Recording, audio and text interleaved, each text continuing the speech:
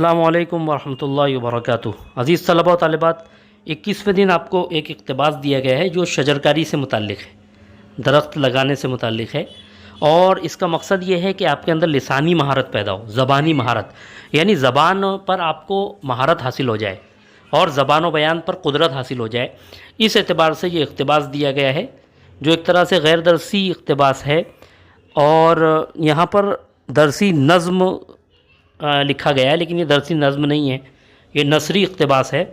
इस इक़्तिबास को आपको गौर से पढ़ना है और इसके बाद आपको यहाँ जवाबात देने हैं, सरगर्मी हल करनी है। अब आप देख रहे हैं पहली सरगर्मी दी गई है कि दरख्त इंसान के, ये बहुत आसान सरगर्मी है। इसमें सिर्फ आपको क्या करना है कि इक़्तिबास में जो जुमला दिया गया है वहाँ से जो लफ्ज़ आपको खाली जगह दी हुई है उसमें जो लफ्ज़ वहाँ पे पैराग्राफ में है आपको बस वो वहाँ लिखना है। जैसे मिसाल तौर पर दरख्त इंसान के खाली जगह हैं, तो दरख्त इंसान के दोस्त हैं, यहाँ पर देखिए लिखा हुआ है कि दोस्त हैं, तो आपको सिर्फ क्या करना है, दोस्त वहाँ पर लिख देना है।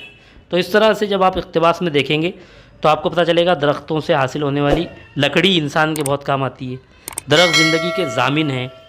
इसी तरह आप देखेंगे कि सभी को ज़िंदा रहने के लिए ऑक्सीजन की अशद ज़रूरत होती है। फिर उसके बाद देखेंगे अच्छे मुआशरे में दरख्तों की बहुत कदर व कीमत होती है।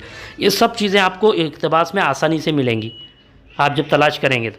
उसके बाद एक जुमले में आपको जवाब देना है दरख्त लगाना क्या कहलाता है, तो दरख्त लगाना शजरकारी कहलाता है।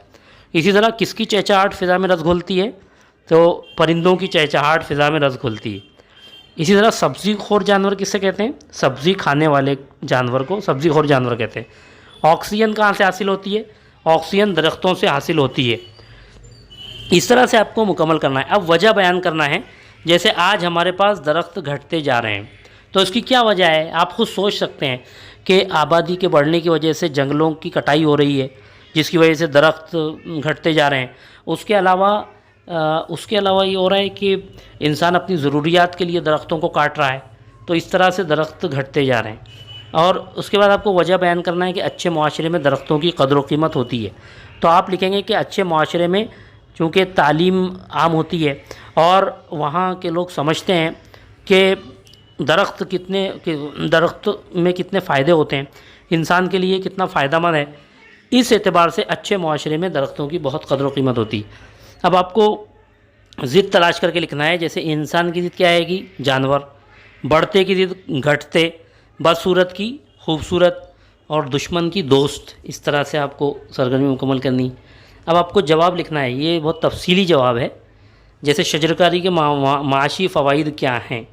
अब देखिए यहाँ पर जो इक़्तिबास आपको नज़र आ रहा है, दूसरा इक़्तिबास, इसमें आप देख रहे हैं कि जो दरख्तों से इंसान को बहुत से फ़वाइद हासिल होते हैं, ये फ़वाइद माशी भी हैं और माशरती भी।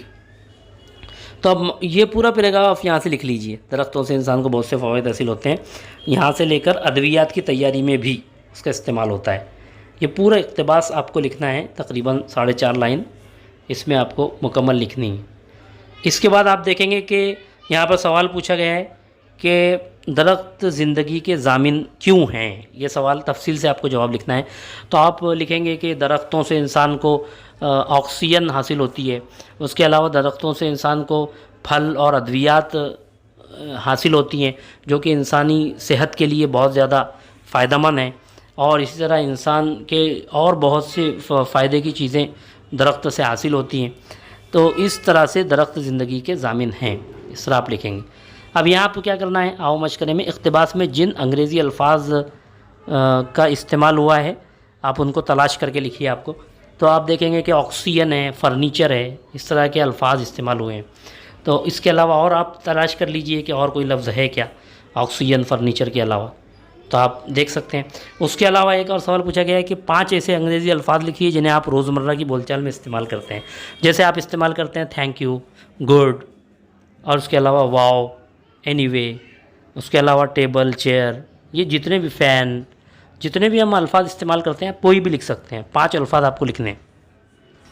इस तरह 10 दरख्तों के नाम लिखिए। आओ तख़य्युलाती बने में आपको सोचना है कि दरख्तों के नाम कौन कौन से दरख्त हैं जो हम देखते हैं।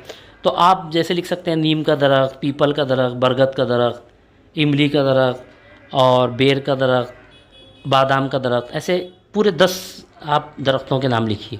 اسی طرح ایک اور آپ کو سوال پوچھا گیا، درختوں کی اہمیت پر ایک مضمون لکھیے۔